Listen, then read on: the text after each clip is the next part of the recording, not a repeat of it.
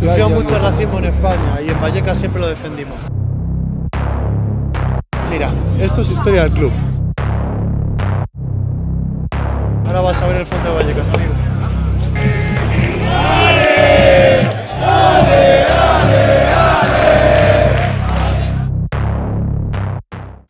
Burası Vallecas, Madrid'in pek de konuşulmayan bir mahallesi. Burada hayat Madrid'in geri kalanından biraz farklı akıyor. Burası işçi sınıfının, göçmenlerin, sistemin dışında kalanların yaşadığı bir yer. Sokaklar daha sert, insanlar daha gerçek. Her grafiti bu mahallenin neyi savunduğunu anlatıyor. Bu mahallenin merkezinde bir futbol kulübü var ve bugün ben de bu hikayenin içine gireceğim. Evet, yeni bir seri başlatıyorum bugün. Sadece ultras türbün kültürüne sahip takımların maçlarına gideceğim. Bugün de ilk durağımız Madrid. Bilenler belki biliyordur, arkamda da Puente de Vallecas metro istasyonu var. Düşün ki Madrid'de doğmuşsun, futbolu seviyorsun, bir takıma ait hissetmek istiyorsun kendini. Kendi şehrinin Real Madrid gibi bir takım var. Belki dünyanın en iyi takımı. Dünyada bu görüşe katılan birçok kişi vardır. Dünyada belki en çok kupa alan takım. Ama sen bu takımı tutmuyorsun. Bir de hemen yine yanı başında Atletico Madrid gibi bir elite var. Onu da tutmuyorsun ve Vallecano'yu tutuyorsun. Vallecano için buradayız. Gerçek manada, gerçek anlamda bir mahalle takımı. Vallecano'yu tutanlar aslında kendi mahallesinin takımını tutuyor. Politik bir duruşu olan bir takım. Daha anti-faşist, daha sol görüşe yönelik bir taraftar kültürü var. Mahalleyle de bağıntılı bu. Çünkü bu mahallede baktığınız zaman bir işçi mahallesi. Bence İspanya'nın en ultras türbün kültürlerinden birine sahip bir taraftar grubu var. Takımın futbol maçlarında da flamalarda, pankartlarda görüyorsunuz. Working class olarak bir pankartlar açarlar, bayraklar açarlar. Duvarlarda grafitiler var. Göreceğiz, hepsini göreceğiz. Bir duruşu olduğu için ve de ben kale arkasındaki Bucaneros grubunu beğendiğim için buradan başlamak istedim. Bu arada yarın maçta kale arkasında olacağız. Nasıl bir deneyim olur bilmiyorum çünkü kamera kullanımına çok karşılar. Öyle kafana göre de giremiyorsun yani Bucaneros tribününe. Lokal bir kontağının olması gerekiyor. Bir şekilde ayarladım ve çocuğa da dedim yani ben video çekmek istiyorum. Bana dedi %90 olarak çekemezsin dedi ama elimden geleni yapacağım dedi. Ama çekmemen gerektiğin durumlarda bana saygı göster dedi. Yani sana ben işaret yapıyorsam, çekme diyorsam beni orada bozma dedi. İyi tamam dedim ben de. Yani ne diyeceğim başka?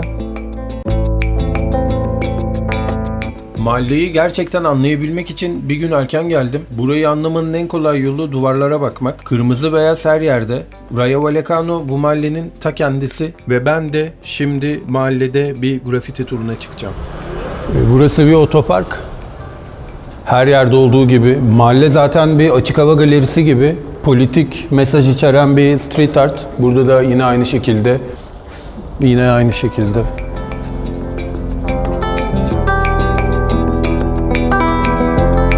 Mahallenin her yerinde kulüple ilgili, takımla ilgili grafitiler var. Her yerde ama her yerde. Murallar var, street artlar var. Bir örneğini şurada görüyorsunuz şu an. Yine street art'ı burada da görebiliyoruz. Şurada da var.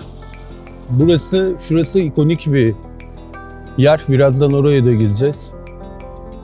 Bucaneros deyince, Vallecanos deyince karşıdaki mural geliyor hemen akıllara burada. Arkamda Vallecas, Campo de Futbol de Vallecas. Şimdi bu stadın benim çok sevdiğim bir özelliği var. Burada Rayo Vallecano maçına gitmek istiyorsanız eğer internetten bilet alamıyorsunuz. Gelip burada aynı eski usul, old school gişeye de sıraya girip bilet almanız gerekiyor. Sanırım biz yarın buradan gireceğiz. Ultras tarafının gireceği yer burası. Bakalım yarın geleceğiz maç günü. Yarın çok daha detaylı çekeceğimizi düşünüyorum stadı. Hemen şuraya geçelim. Burası da ikonik kısmı. Tabii yarın burası bir festival alanı gibi olacak. Corteo dedikleri meşalelerle bir yürüyüş oluyor. Bucaneros'un yaptığı fix her maçtan önce. Ona katılacağım ama kamerayla çekemezsin dediler. Bilmiyorum nasıl olacak. Albufera bu aynı zamanda bu sokağın da adı. Maç öncesi İspanyolların previa dedikleri olay, yani maç önü buluşması gibi bir şey. Previa'yı burada yapıyorlar. Herhangi bir gündü, babası onu Albufera'yı görmeye götürdü diyor. Yani benim için de bu böyleydi. Herkes için sanırım bu böyledir. Genelde bu tip mahallelerde bu tip bir takımı tutuyorsan muhtemelen baban da o takımı tutuyordur. Babadan sana geçer. Oraya giden bir mesaj. Oradan gelen bir mesaj anladığım kadarıyla. Aslında yani mesaj çok açık ve net. Babası oğlunu maça götürüyor ve oğlu da Vallecano'lu oluyor. Olay bu. 1924 kulübün kuruluşu. 92'de sanırım tribün taraftar grubunun Bucaneros'un kuruluşu. İspanya'da çok güçlü bir bar kültürü vardır. İspanyol barları kafedir. Aynı zamanda restorandır. Aynı zamanda bardır. Sosyal bir halktır İspanyol halkı. Bu eskimiş ama biraz yenilerler herhalde yakında. Önceden burada bir bina vardı. Bu binayı yıkmışlar. 4 katlı, 5 katlı. Komple tüm bina grafitiydi. Yani baştan sona grafitiler vardı. Balkonlara tahta çakmışlar. Çünkü okupa diye bir olay var İspanya'da. Eğer birisi senin evine girerse sen onu evden atamıyorsun. Yani legal olarak evine giren kişi senin evinde hak talep edebiliyor. Burada da tabii şöyle bir şey var. Herhangi bir apartmanın otoparkı. Burada da yine solumda da gördüğünüz gibi Bucaneros 92. Gel düzgün çek.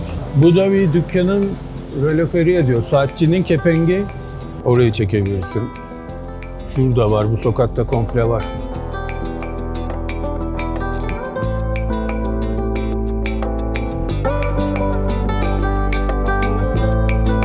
Tabii çok fazla burada bayağı homeless'lar var.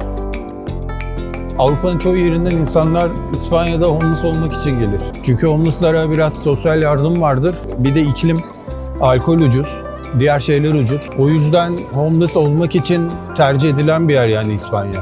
Burası da mahallenin farklı bir kısmı.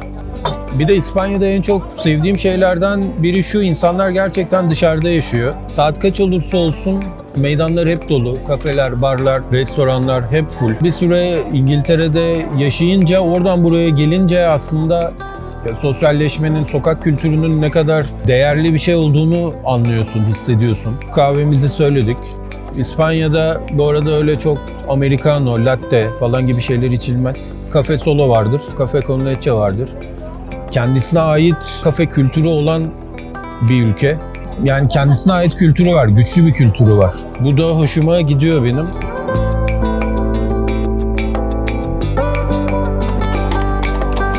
Mahalle böyle bir yer, oldukça lokal. Hiçbir şekilde turiste rastlayamıyorsunuz. Tabii bugün pazar olması sebebiyle bence birazcık sakindi mahalle. Çoğu dükkan kapalı. Şimdi yukarıda gün batımı yapacağız. Yine sadece mahallede lokallerin takıldığı bir park var. Parktan Madrid'e bakıyorsunuz, yukarıdan bakıyorsunuz. Oraya gidip artık günü sonlandıracağız. Evet, şu anda Serra del Pio Parkı'ndayız. Buraya mirador deniyor. İspanya'da yaygın bir kültürdür. Hemen hemen her şehrinde vardır. İnsanlar gelir burada gün batımını izler. Şu ana kadar bir tane bile İngilizce konuşan duymadım. Ya da farklı bir dili konuşan duymadım. O kadar lokal. Bir de İspanya'da dil kültürü çok baskındır. Yani İspanya'da yaşıyorsan, İngilizce biliyorsan hiçbir önemi yok. İspanya'da İspanyolca konuşmak zorundasın. İngilizce sıfır yani. Anca böyle çok turistik noktalarında kendine bira falan söylersin yani, o kadar. Şimdi biz şuradaki tepeye çıkacağız. Gün böyle sonlanıyor.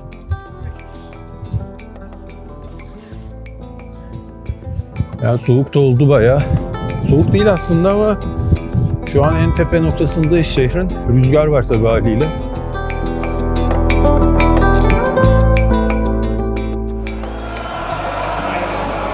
Somos de Vallecas. Somos de Vallecas. Ve beklenen an geldi. Vallecas'ın sokakları o meşhur maç ambiyansına bürünmeye başladı. Şimdi stadın çevresindeki o köhne ama ruhu olan taraftar barlarına gireceğim. Bu stadın çok ilginç bir yanı var. Onu da size göstereceğim. Daha sonra da gerçek Vallecas ruhunu görmek için bu semtin öz çocuklarıyla Previa'da buluşacağız. Bayağı da bir polis var. Neden bilmiyorum. Bu stadın ilginç yanı, bak şurası. Bu tarafta kale arkası yok. Burada evler, bu evlerden içeriği görebiliyorsun. Bu ilginç bir mimari. Eğer şu evlerden birinde oturuyorsan stat içini görebilirsin demek. Bu mimari olarak İspanya'da falan ünlü bir yer. Evet, burada böyle küçük bir bar buldum. Sağda yine Bucaneros'un grafitisi. İspanya'da mahalle barları tam olarak budur. Sade, küçük, samimi. Biralar 1,5 euro, 2 euro civarı. Şimdi burada biraz zaman geçirip beni kale arkasına sokacak olan kontağımdan haber bekleyeceğim. Filistin bayrakları, stickerlar her yerde.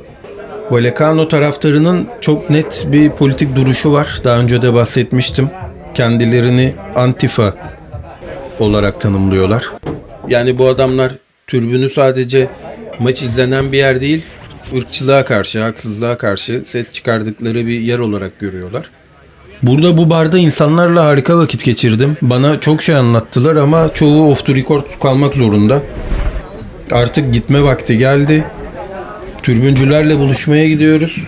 Ama önce bir Chino'ya uğrayıp yol için kutu biraları alacağım.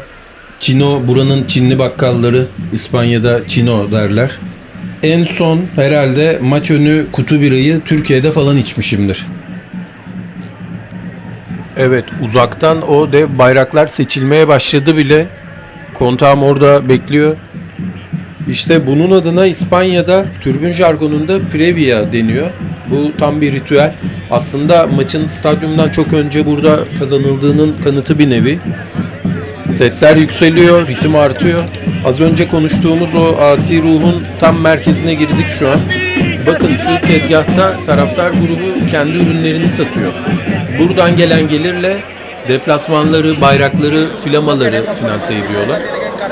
Çekim yapmamı istemedikleri için detaylı bir şekilde çekemiyorum orayı. Bu isteklerine de saygı duymak zorundayım buradayken. Bunu da lütfen anlayışla karşılayın.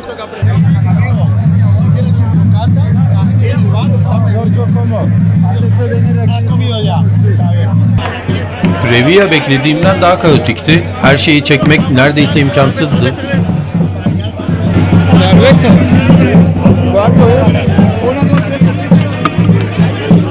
¿Quieres cerveza? Tomar por culo. El Pipo va a traer, es que otro amigo va a traer, pero podemos seguir pillando. Sí, sí, venga. Vallecano tribününün Real Betis taraftarıyla bir husumeti varmış. Ayrıca da Real Madrid taraftarıyla aşırı dalga geçiyorlar ve onları çekirdekçi taraftar olmakla itham ediyorlar. Aynı kalıp, çekirdekçi taraftar kalıbı burada da var. Bunları öğrendim. Bu kaosun içinde Türk olduğumu öğrenen bir çocuk yanıma gelip Türk yemeklerine olan ilgisinden bahsetti ve sert türbün muhabbetinden bir anda bildiği tüm Türk yemeklerini saydığı o samimi anlara geçtik. Esto es Madrid, ¿eh? Pero en Madrid si comes comida turca seguramente no es bueno. No, no, este sitio sí está bien, ¿eh? Mira, se ve bien presentado. Yo me tengo que ir para ver, para decir cosas.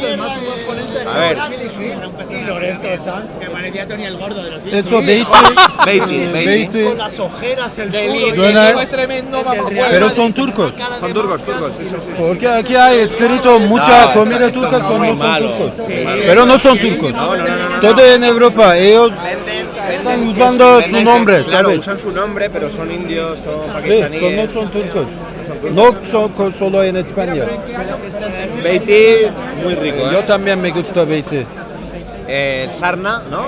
Sarma. Sarma, humus, son meze, como tapas. Meze. Sí, todos son meze. Hay muchos tipos de meze.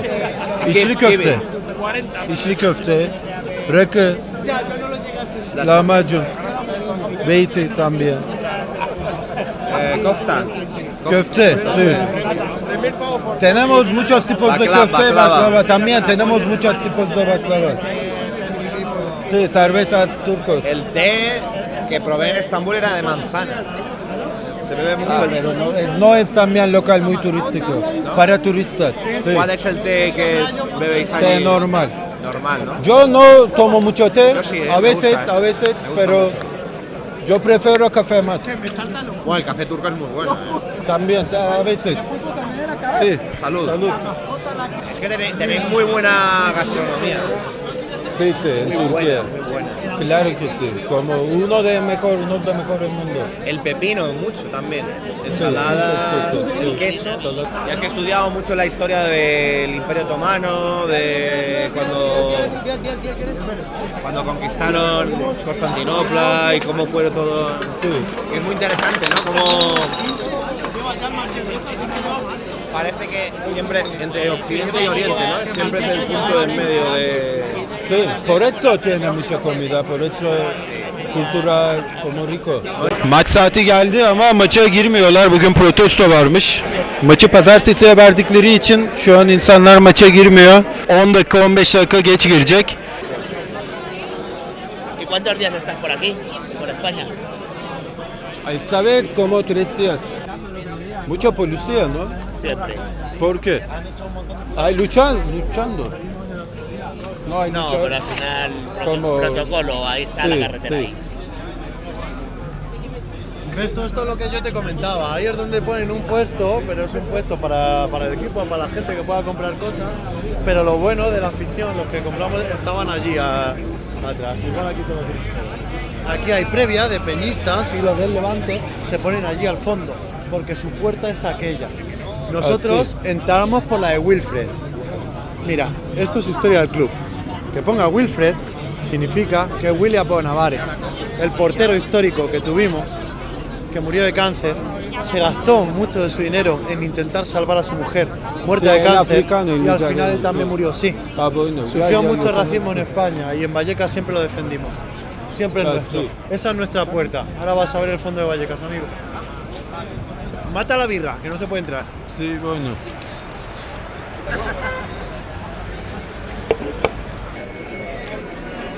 Stada girdik geç de olsa. Öncelikle ilk dikkatimi çeken şey türbünler sahaya çok yakın. Bayağı yakın yani hep İngiltere diyoruz ama buradaki türbünler bence İngiltere'den çok çok daha yakın. Benim en sevdiğim stadyum tipidir bu tip statlar. Şimdi türbün başlayacak.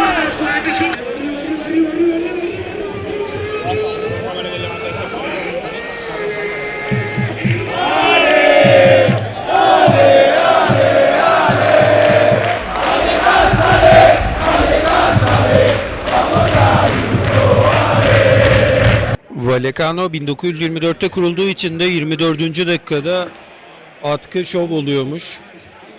Şu anda o olacak.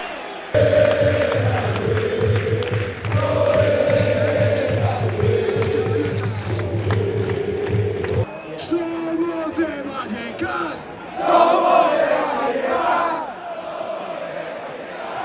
Y vamos a ganar.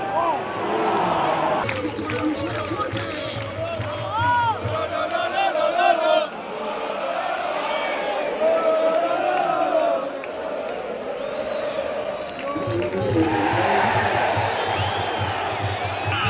Que suene fuerte, que suene fuerte Vallecas.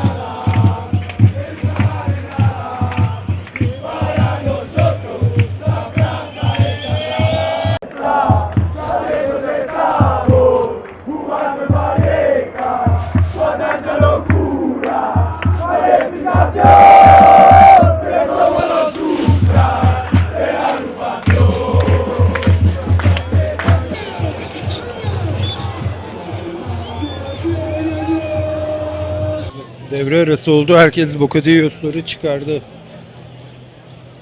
Stadyumun tuvaletine giden yol burası. Ama sanki bir yeraltı barının tuvaleti gibi. Her yerde stickerlar, grafitiler. Kim ne derse desin benim şu ana kadar gördüğüm en estetik, en renkli stadyum tuvaleti. Ve tabi burada da mahallenin her köşesinde karşımıza çıkan o meşhur grafiti var. Rayo Yusuf, ırkçılıktan nefret et. Y vamos a ganar. Y vamos a ganar. Y vamos a ganar. Y vamos a ganar. Y vamos a ganar. Y vamos a ganar. Y vamos a ganar. Y vamos a ganar.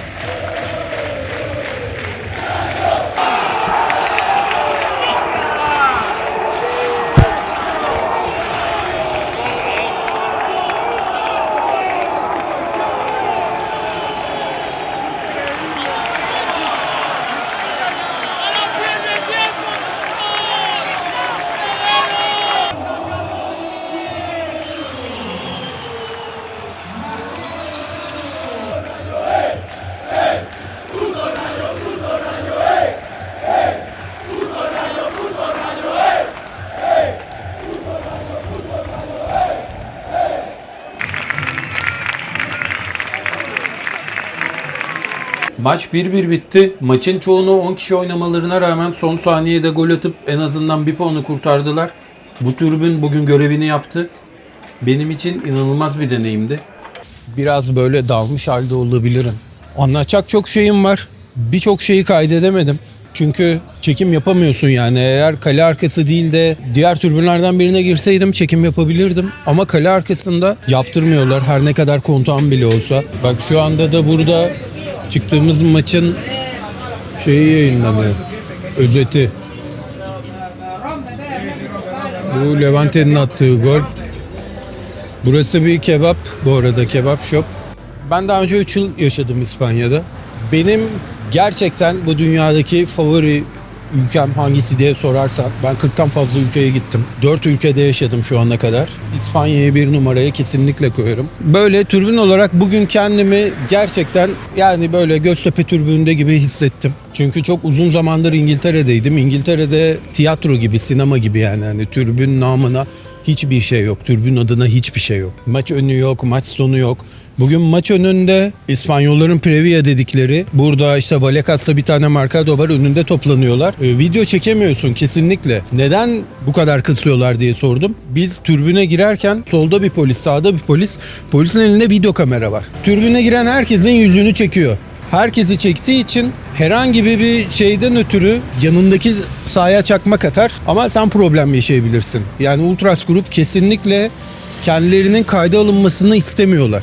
Aslında yani sen kimsin nesin bilemedikleri için fişlenmek istemiyorlar. Bu yani olay. Maç çıkışında hemen hemen hepsi yüzlerini kapattı. Yani böyle yüzlerini kapatıp çıktılar. Polisler sürekli kamerayla çekiyor. Bir de sen türbünün içinden bunları kamerayla çekince. Bu arada türbünde ben daha önce İspanya'da yaşarken İspanya'da maça geldiğimde alkol satılıyordu. O olay yasaklanmış. Alkol yok. Ama sigara içiliyor. En az belki 50 kişinin içtiğini gördüm. İşin bu boyutu da var. O yüzden de çekim yapılmasını istemiyorlar. Dışarıdan alkol sokanlar vardı. Bir de kendileri fişlenmek istemiyorlar. Yani birkaç temel nedeni var. Onlar da bunlar. 1-0 geriye düştüler. Bir de üzerine kırmızı kart gördüler. Zaten kale arkasında öyle çok maç falan izlemedim yani.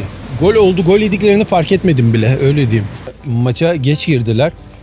Çünkü maçları genelde pazartesiye denk geliyormuş. Onu protesto etme amaçlı. Hiçbir şey yapmadılar yani. 10. dakikadan sonra başladı olaylar. ¿Cómo? ¿Ayudarías por la habitación? Que me falta un euro solo. ¿Quieres un euro? Sí tengo. Sí, no Si me ducho y voy a dormir. Sí, sí, 10 no euros pasa pago nada. cada día. Sí. Tengo 8 euros. Bueno, me faltan 2, pero si puedes uno. Pido disculpas, ¿eres de aquí, de Vallecas? No, solo... Barcelona. No, soy de Turquía, pero tengo todo esto. Gracias.